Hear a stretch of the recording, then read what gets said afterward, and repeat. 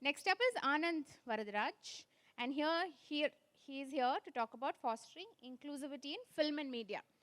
Anand has also curated a bunch of films, short films and movies, which is playing in our conference area. I will tell you the exact name of the room. I'm just finding that out. If you can help me with the name of the room that it's playing in, we'll let them know. Dahlia. Yeah. Cool. So Anand's bio is very interesting because he is a TEDx speaker. No, he's not a TEDx speaker. No. He is a creator, contributor, catalyst. And the best way to explain Anand's entrepreneurial journey is a mix of all three. He has ventured from renewable energy to construction chemicals to cinema. So that's a major leap, a real big leap. He's also the founder and artistic director of Bangalore International Short Film Festival. That's the only Oscar-credited festival in India. So I'll hand it over to you. Welcome. Hello. Great. Thank you very much. And thanks for inviting me to Anita B. and Grace Hopper celebrations. It's wonderful to be here. Today we are talking about representation in media, which is, if you don't mind, I'll sit. Is that okay for the camera person? Yeah. So, no, that's good, I think. So we were just talking about, I was trying to make some notes and look at what is a representation in media. I'm sure all of us watch movies and we look at what happens in the movies now. Actually, when I walked in, to be very frank, it was very intimidating because I saw the schedule and it felt like one multiverse of Marvel where, all the women superstars are talking in different halls. And it felt like, wow, this is amazing, and really felt intimidating.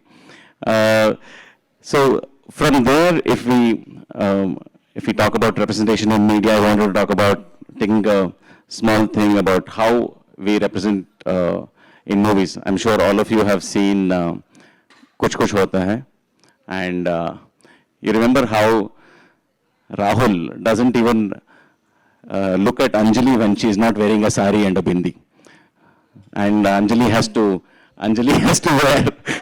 wear makeup to make sure he falls in love. And this is the kind of stories we write, which is very sad, and that is where we have to start looking at and what kind of stories we write on representation.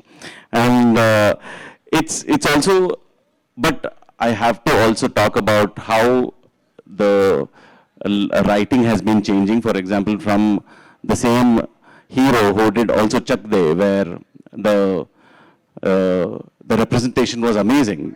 It was not only about hockey, it was also about women, it was also about representation from across the country, and how each one actually did not change their languages. They actually spoke the same language. They came from different states, represented, and it was a story of winning, not only for the sport, but also for everyone.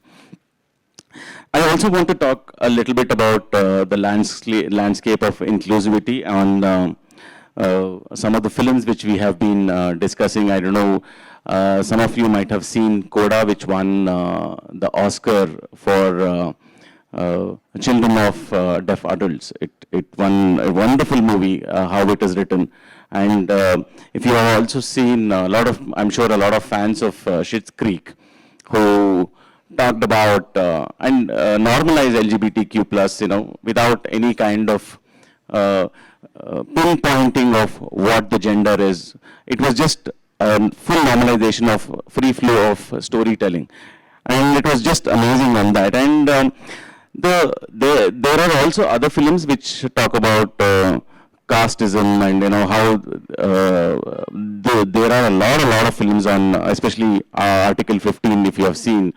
One thing which I wanted to also pinpoint here is how for every Queen and Super Deluxe, there are at least 10 or 20 films where women are crying, running behind trees and stuff like that. We have to really think about what we are writing today and how do we work that out. But we also, how do we change that is we bring in the writers or the creative part behind the screen, not in front of the screen. If you have seen Piku, Why the storyline was very good? Because the writer was Juhi Chaturvedi. The person who was writing makes a lot of sense. She understood the point of view and she made it much better on how the storyline goes. So that was really nice. We are talking about, of course, language representation. We are still a lot of Bollywood, Tamil, Telugu, Malayalam needs to, of course, thanks to Netflix and Prime, that there is a little focus on Malayalam majorly, but of course also to the Pushpas and some part of Tamil. Kannada has to take a long way, but representation is slowly going over. Wanted to talk about 3 barriers of inclusivity and representation. One, stereotypes, how every cop is corrupt. Every cop comes only in the last frame of the film, and how all women are only there for glamour and crying, and how every queer person is only for comedy. And this is how we need to change stuff in writing, and how do we make it more inclusive is to just get more people who are at the back of the screen, not in front of the screen, and it makes a lot of change. Tokenism is something also everything which we have to look at, because every person from Northeast is just there as one part of the office space. And it's really funny that they just put it as a add-on to the whole story. And of course, the systematic bias, where one person is sitting at the back like Mugambo and trying to control everything, which also, of course, happens in office spaces. So one person takes a decision on everything. Best practices: how do we flip the script? How do we write better stories? How do we represent better? If you've seen Lunchbox was a story about today's middle class. There was nothing extra cover over that. There was no glamour. There was a huge creative team which was sitting and writing the regular stories, which added a lot of value to today's stories. I think that is something, if we can work on that and add people to it. The role of technology. Who remembers Rasoda Mein Kaun Tha? The Kamini Bhen. What happened there? A YouTuber took that one line and made it viral. He just added some music. And today, technology, the role of technology normalizes a lot of things. It need not be something on glamour, something on, gender, but, just to take a small thing and make it more spicier so that it can add a lot of value and make it more viral. And of course, we need to also look at where we are writing from. If somebody in Bombay is writing about something happening in a small town in Tamil, there is a problem. We need local talent, local people, local voices to add to the local flavor. Otherwise, it doesn't, just like how if you don't include stuff, I don't know if some people know about what happened with a watch tracker. Somebody forgot that women get periods. They just added the whole thing, and the whole thing went for a toss. So you need to be very, very, clear on what you're doing. Call for action. I think I wrote this, if you're a manager, advocate for inclusive hiring. If you are a developer, think of biases in your algorithms. If you are a consumer, demand for better stories, watch diverse film, fund creators.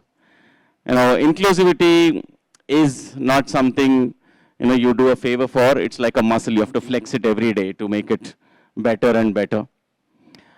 So we're getting more and more creative every day, but creative stories is something which we need to look at. Anybody wants to tell me any inclusive story if you have seen in the recent past? Any movies you come across, or any stories in the media? Anything comes up to your mind? Hi.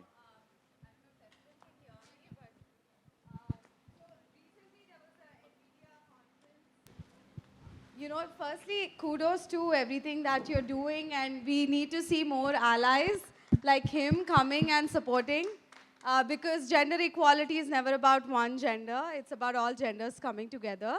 I love the point about inclusivity. I don't want to take this over completely because I'm the founder of 100 Girls in Generative AI, and the recent NVIDIA conference that happened at Mumbai had the CEO of NVIDIA coming in, Jensen Huang. Now, this person is so Asian and he's a male. Like, we're like, how does one build inclusive AI with, you know, thinking that he's from a different diaspora altogether? And then little did I know that in a conference room which was exclusive for Jensen, there was one lady. She almost looks like me, but she's so much more amazing and incredible. Ramadevi Lankagaru, the emergent technology diplomat of Telangana. And she went and was sitting with Jensen Huang, the CEO of NVIDIA, to actually understand that, hey, look, we are all in this together. We need to build a responsible AI because security in software is just not enough. You need security in hardware. And she was giving her inclusive tips. So that's one thing. In a room full of men, Ramadevi Lankagaru, Emergent Technology Minister of Telangana, was right there with the CEO of Jensen Huang.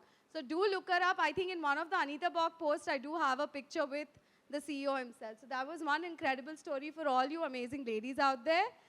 Don't feel that you're never enough. You always belong in every room you go to. Thank you. Thank you. Thank you, thank you. Any movies anybody can think of? I can recommend one film which is very, very inclusive in a very, very different way. It's a Kannada film called Chili Chicken. It's on Netflix Prime. I'll tell you why it is inclusive. It's about 5 guys from Northeast who don't speak each other's language because everybody comes from different parts. We all think they are from Northeast, they speak the same language. No, they all speak different language. Their common language is Kannada in the movie. So it's really funny how these delivery guys are talking to each other in Kannada, but they're speaking to somebody in their hometown in their language. Sorry for that. So it's how you write. Again, what I was coming back to is you need inclusivity in stories. You need inclusivity.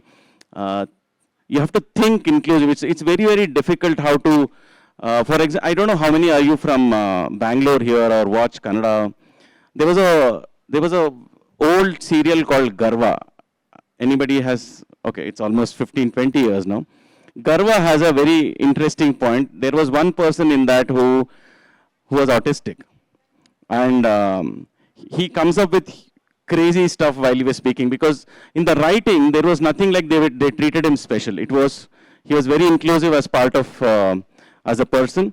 So there is this one scene in that. Everybody has gone to eat lunch at a hotel and everybody's eating. His name is Vinayaka and everybody is eating their food in spoon and fork. Vinayaka is eating with his hands.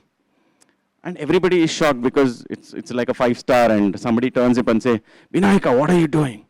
Eat in the spoon, eat in a spoon. He turns to him and said, I know where my hands have gone, I don't know where the spoon is gone. So I'm eating with my hands. And you know, it was so neatly embedded into the storyline. This person was just normal. Actually, I was in an inclusion summit recently and we were also showing films of inclusion there. Very interestingly, one of the person who was talking there made a very good point. We all come from, especially in South India, we all come from, I should not say South India. In India, about 20, 25 years ago, we all come from, we all come from joint families. We all stayed together. And 25 years ago, if there was a person who was physically handicapped or any, we didn't think too much of it. He was just part of the family. We would just move on with it. Today, there is something special focus on each of these. The idea is stop making special, make it inclusive. You are as normal as the other person.